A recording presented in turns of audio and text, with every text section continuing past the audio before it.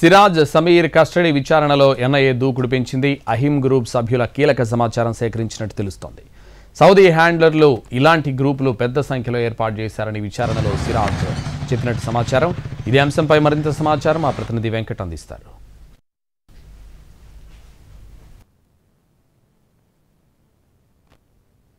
ఉగ్ర కుట్రకు నిందితులుగా సిరాజ్ సమీర్లను ఇప్పటికే పోలీసులు అరెస్ట్ చేసి అనంతరం కస్టడీకి తీసుకుంది. కస్టడీలో 7 రోజుల పాటు కస్టడీకి కోర్టు అనుమతించింది. ఇందులో చూసుకున్నట్లయితే ఇప్పటికే 4 రోజులు పూర్తయింది. ఇంకా 3 రోజులు మాత్రమే మిగిలి ఉంది. ఈ రోజు చూసుకున్నట్లయితే సిరాజ్ మొదటి 2 రోజులు మాత్రం పూర్తిగా నోరు విప్పే పరిస్థితి లేదు. అనంతరం నిన్నటి నుంచే కేవలం ఏం జరగబోతుంది, ఏం చేయబోతున్నారు అన్న దానిపైన వాళ్ళు కొన్ని వివరాలను సిరాజ్ అందించినట్లు మనకు ప్రాథమికంగా తెలుస్తుంది.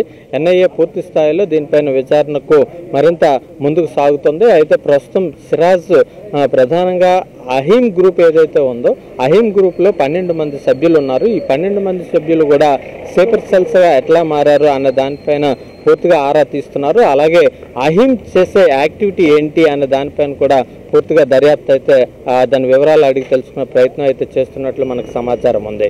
అలాగే అహీమ్ గ్రూప్ ఇలాంటివి చాలా గ్రూపులు తయారు చేసి పూర్తిగా ఈ ముస్లిం యొక్క ఏదైతే వాళ్ళ యొక్క ఉన్నతికి పూర్తిగా పనిచేస్తున్నాయనేది కూడా వెల్లడించినట్లు సమాచారం ఉంది. అలాగే ఏవైతే డోనర్స్ మసీదులు కట్టేందుకు డొనేట్ చేయడానికి ఎవరైనా డొనేట్ చేయాలి అని ఎవరైనా కోరితే ఆ సందర్భంలో ఈ గ్రూప్స్లో ఉన్న ఒక సభ్యులు అందుకు డొనేట్ చేస్తున్నారు. అయితే ఈ డొనేట్ చేయడం, మసీదులు కట్టడం ఇలాంటి కార్యకలాపాలన్నీ కూడా సాగుతున్నట్లు సమీర్ వెల్లడించినట్లు మనకు తెలుస్తుంది. అయితే ఇందుకు ఫండింగ్ చూసుకున్నట్లయితే సౌదీ అట్లాంటి ఇతర దేశాల నుంచి ఈ గ్రూప్స్ యొక్క యాక్టివ్ మెంబర్ ఎవరైతే ఉన్నారో ఆ యాక్టివ్ మెంబర్కి ఈ నిధులు మళ్లించి అక్కడి నుంచి లోకల్గా ఉండే ఎవరైతే ముస్లిం సోదరులు పేదరికంతో ఉండే వాళ్ళకి కొంత ఫండింగ్ చేసి వాళ్ళని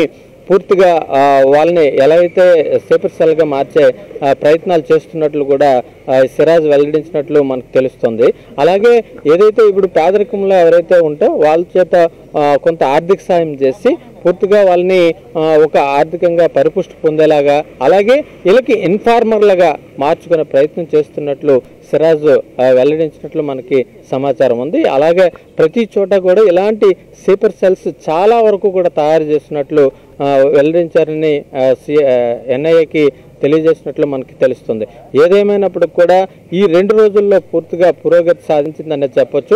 ఎన్ఐఏ మరిన్ని వివరాలు అంటే ఈ కుట్ర కోణం ఏ విధంగా స్లీపర్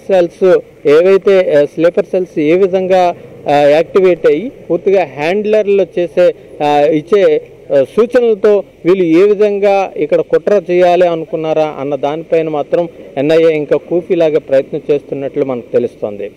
మరింత ఈ పూర్తి స్థాయిలో ఈరోజు రేపు ఇంకా ఎల్లుండి కూడా టైం ఉంది కావున ఈ 3 రోజుల్లోనే పూర్తి సమాచారాన్ని సేకరించాలని పూర్తిగా ఎన్ఐఏ భావిస్తున్నట్లు తెలుస్తోంది. వీడియో జర్నలిస్ట్ అనిల్తో వెంకట్, ఎన్టీవీ, విజయనగరం.